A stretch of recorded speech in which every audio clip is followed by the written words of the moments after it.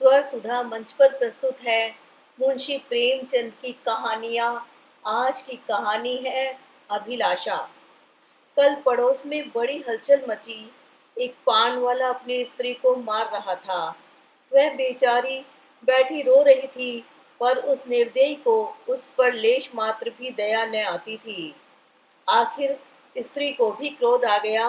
उसने खड़े होकर कहा, बस अब मारोगे तो ठीक न होगा।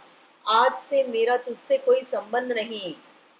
मैं भीख मांगूंगी, पर तेरे घर न आऊंगी।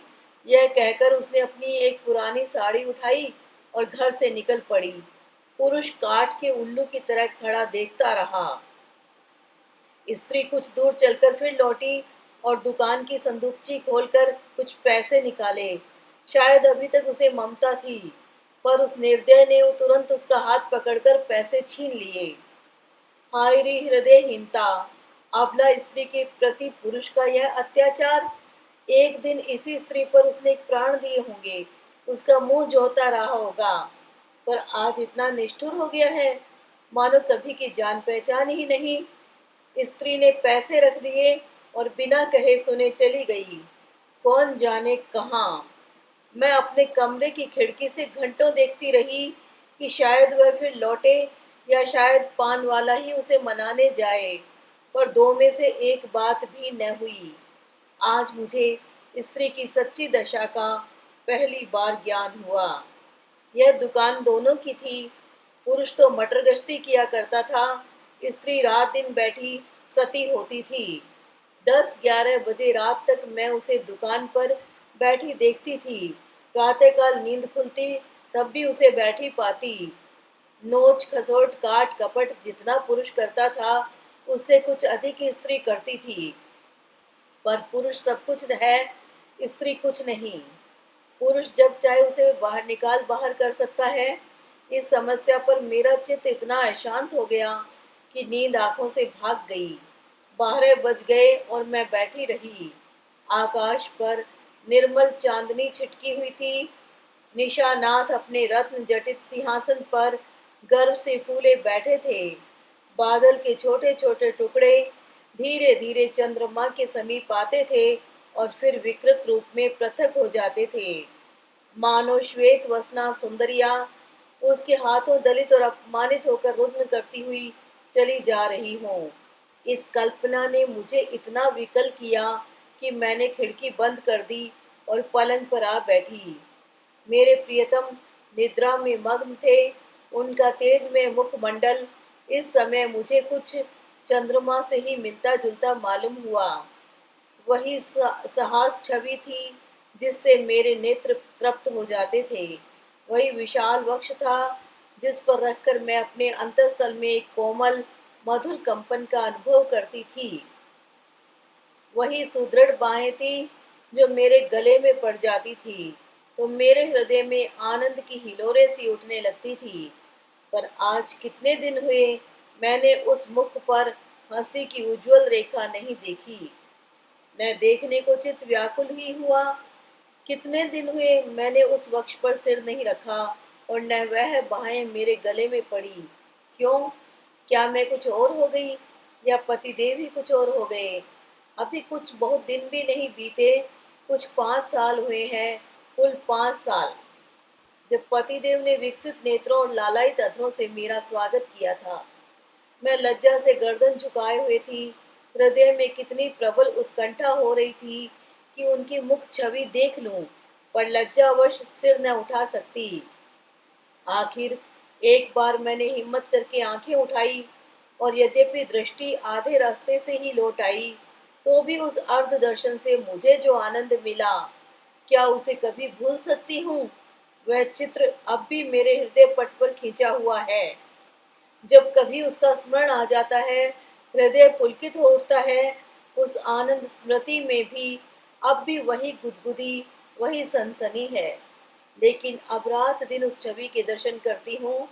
उषा काल, प्रातः काल, मध्यान्ह काल, संध्या काल, निशा काल, आठों पहर उसको देखती हूँ, पर हृदय में गुदगुदी नहीं होती। वह मेरे सामने खड़े मुझसे बातें किया करते हैं, मैं क्रोशिये की तरह की ओर देखती रहती हूँ। जब वह घर से निकलते थे तो मैं द्वार पर आकर खड़ी हो जाती थी, और जब वह पीछे फिरकर मुस्कुरा देते थे तो मुझे मानो स्वर्ग का राज्य मिल जाता था। मैं तीसरे पहर कोठे पर चढ़ जाती थी और उनके आने की बाट जोहने लगती थी। उनको दूर से आते देखकर मैं उन्मत्त सी होकर नीचे आती और द्वार पर जाकर उनका अभिवादन करती। पर अब मुझे यह भी नहीं मालूम होता कि वह कब जाते और कब आते हैं। जब बाहर का द्वार बंद हो जाता है तो समझ जाती हूँ कि वह चले गए। जब द्वार खुलने की आवाज आती है तो समझ जाती हूँ कि आ गए। समझ में नहीं आता कि मैं ही कुछ और हो गई या पतिदेव ही कुछ और हो गए। तब वह घर में बहुत न आते थे। जब उनकी आवाज कानों में आ जाती तो मेरी देह में बिजली सी दौड़ जाती थी। उनकी छोटी छोटी बातों, छोटे छोटे कामों को भी मैं अनुरक्त मुग्ध नेत्रों से देखा करती थी। वह जब छोटे लाला को गोद में उठाकर प्यार करते थे, जब टामी का सिर थपथपाकर उसे लिटा देते थे, जब बूढ़ी भक्तिन को चिढ़ाकर बाहर भाग जाते थे, जब बाल्टियों में पानी भर भर पौधों को सींचते थे, तभी आंखें उसी ओर लगी रहती थी। पर अब वह सारे दिन घर में रहते हैं, मेरे सामने हंसते हैं, बोलते हैं, मुझे खबर भी नहीं होती। न जाने क्यों। तब किसी दिन उन्होंने फूलों का एक गुलदस्ता मेरे हाथ में रख दिया था और मुस्कुराए थे। वह प्रणय का उपहार पाकर मैं फूली न समाई थी। केवल थोड़े से फूल और पत्तियां थी, पर उन्हें देखने से मेरी आंखें किसी भांति तृप्त ही न होती थी। कुछ देर हाथ में लिए रही, फिर अपनी मेज पर फूलदान में रख दिया। कोई काम करती होती तो बार बार आकर उस गुलदस्ते को देख जाती। कितनी बार उसे आंखों से लगाया, कितनी बार उसे चूमा। कोई 1 लाख रुपए भी देता तो उसे न देती। उसकी एक एक पंखड़ी मेरे लिए एक एक रत्न थी। जब वह मुरझा गया तो मैंने उसे उठा कर अपने बक्स में रख दिया था। तब से उन्होंने मुझे हजारों चीजें उपहार में दी हैं। एक से एक रत्न जटित आभूषण है, एक से एक बहुमूल्य वस्त्र हैं, और गुलदस्ते तो प्राय नित्य ही लाते हैं। लेकिन इन चीजों को पाकर वह उल्लास नहीं होता। मैं उन चीजों को पहनकर आईने में अपना रूप देखती हूँ और गर्व से फूल उठती हूँ। अपनी हमजोलियों को दिखाकर अपना गौरव और उनकी ईर्ष्या बढ़ाती हूँ। बस अभी थोड़े ही दिन हुए हैं, उन्होंने मुझे चंद्रहार दिया है। जो इसे देखता है मोहित हो जाता है। मैं भी उसकी बनावट और सजावट पर मुग्ध हूँ। मैंने अपना संदूक खोला और उस गुलदस्ते को निकाल लाई। आह! उसे हाथ में लेते ही मेरी एक एक नस में बिजली दौड़ गई। हृदय के सारे तार कंपित हो गए। वह सूखी हुई पंखुड़ियां जो अब पीले रंग की हो गई थी, बोलती हुई मालूम होती थी। उसके सूखे मुरझाए हुए मुखों के अस्फुटित कंपित अनुराग में डूबे शब्द साए साए करके निकलते हुए जान पड़ते थे। किंतु वह रत्न जटित कांति से दमकता हुआ हार स्वर्ण और पत्थरों का एक समूह था, जिसमें प्राण न थे, संज्ञा न थी, मर्म न था। मैंने फिर गुलदस्ते को चूमा, कंठ से लगाया, आर्द्र नेत्रों से सींचा और फिर संदूक में रख आई। आभूषणों से भरा हुआ संदूक भी उस एक स्मृति चिन्ह के सामने तुच्छ था। यह क्या रहस्य था? फिर मुझे उनके एक पुराने पत्र की याद आ गई। उसे उन्होंने कॉलेज से मेरे पास भेजा था। उसे पढ़कर मेरे हृदय में जो आनंद हुआ था, जो तूफान उठा था, आंखों से जो नदी बही थी, क्या उसे कभी भूल सकती हूँ? इस पत्र को मैंने अपनी सुहाग की पिटारी में रख दिया था। इस समय उस पत्र को पढ़ने की प्रबल इच्छा हुई। मैंने पिटारी से वह पत्र निकाला। उसे स्पर्श करते ही मेरे हाथ कांपने लगे, हृदय में धड़कन होने लगी। मैं कितनी देर उसे हाथ में लिए खड़ी रही, कह नहीं सकती। मुझे ऐसा मालूम हुआ कि मैं फिर वही हो गई हूँ जो पत्र पाते समय थी। उस पत्र में क्या प्रेम के कवित्व में उद्गार थे? क्या प्रेम की साहित्यिक विवेचना थी? क्या वियोग व्यथा का करुण क्रंदन था? उसमें तो प्रेम का एक शब्द भी न था। लिखा था कामिनी, तुमने 8 दिनों से कोई पत्र नहीं लिखा। क्यों नहीं लिखा?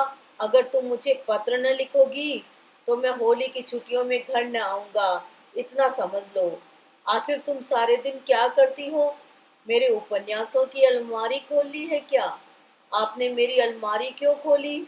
समझती होगी मैं पत्र न लिखूंगी तो बच्चा खूब रोएंगे और हैरान होंगे।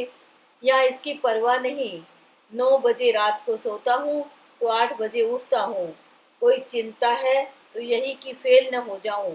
अगर फेल हुआ तो तुम जानोगी कितना सरल, भोले भाले हृदय से निकला हुआ, निष्कपट मानपूर्ण आग्रह और आतंक से पत्र भरा हुआ था, मानो उसका सारा उत्तरदायित्व मेरे ही ऊपर था। ऐसी धमकी क्या अब भी वे मुझे दे सकते हैं? कभी नहीं। ऐसी धमकी वही दे सकता है जो न मिल सकने की व्यथा को जानता हो, उसका अनुभव करता हो। पतिदेव अब जानते हैं इस धमकी का मुझ पर कोई असर न होगा। मैं हंसूंगी और आराम से सोऊंगी, क्योंकि मैं जानती हूँ वह अवश्य आएंगे और उनके लिए ठिकाना ही कहाँ है, जा ही कहाँ सकते हैं। तब से उन्होंने मेरे पास कितने पत्र लिखे हैं। 2 दिन को भी बाहर जाते हैं तो जरूर एक पत्र भेजते हैं, और जब 10-5 दिन को जाते हैं तो नित्य प्रति एक पत्र आता है। पत्रों में प्रेम के चुने हुए शब्द, चुने हुए वाक्य, चुने हुए संबोधन भरे होते हैं।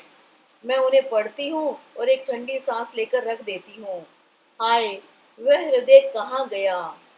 प्रेम के निर्जीव भाव शून्य कृत्रिम शब्दों में वह अभिन्नता कहाँ है? वह रस कहाँ है? वह उन्माद कहाँ है? वह क्रोध कहाँ है? वह झुंझलाहट कहाँ है? उनमें मेरा मन कोई वस्तु खोजता है, कोई अज्ञात अव्यक्त अलक्षित वस्तु पर वह नहीं मिलती। उनमें सुगंध भरी होती है। पत्रों के कागज आर्ट पेपर को मात करते हैं, पर उनका यह सारा बनाव संवार किसी गत यौवना नायिका के बनाव सिंगार के सदृश ही लगता है। कभी कभी तो मैं पत्रों को खोलती भी नहीं। मैं जानती हूँ उनमें क्या लिखा होगा। उन्हीं दिनों की बात है, मैंने तीजे का व्रत किया था। मैंने देवी के सम्मुख सिर झुकाकर वंदना की थी। देवी, मैं तुमसे केवल एक वरदान मांगती हूँ, हम दोनों प्राणियों में कभी विच्छेद न हो। और मुझे कोई अभिलाषा नहीं, मैं संसार की और कोई वस्तु नहीं चाहती। तब से 4 साल हो गए हैं और हम में एक दिन के लिए भी विच्छेद नहीं हुआ। मैंने तो केवल एक वरदान मांगा था। देवी ने वरदानों का भंडार ही मुझे सौंप दिया। पर आज मुझे देवी के दर्शन हो तो मैं उनसे कहूँ, तुम अपने सारे वरदान ले लो, मैं इनमें से एक भी नहीं चाहती। मैं फिर वही दिन देखना चाहती हूँ जब हृदय में प्रेम की अभिलाषा थी। तुमने सब कुछ देकर मुझे उस अतुल सुख से वंचित कर दिया जो अभिलाषा में था। मैं आपकी देवी से वह दिन दिखाने की प्रार्थना करूं जब मैं किसी निर्जन जलतट और सघन वन में अपने प्रियतम को ढूंढती फिरूं। नदी की लहरों से कहूं, मेरे प्रियतम को तुमने देखा है? वृक्षों से पूछूं, मेरे प्रियतम कहाँ गए? क्या वह सुख मुझे कभी प्राप्त न होगा? उसी समय मंद शीतल पवन चलने लगा।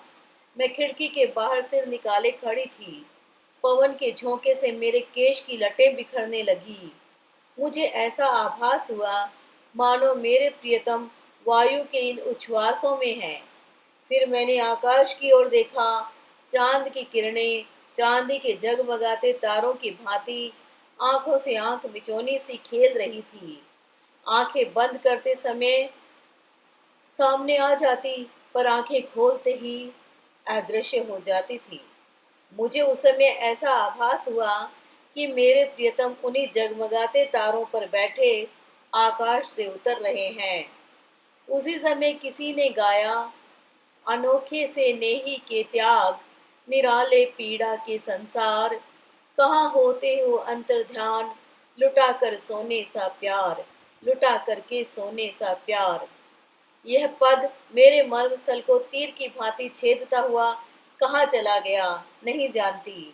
मेरे रोए खड़े हो गए, आंखों से आंसुओं की झड़ी लग गई।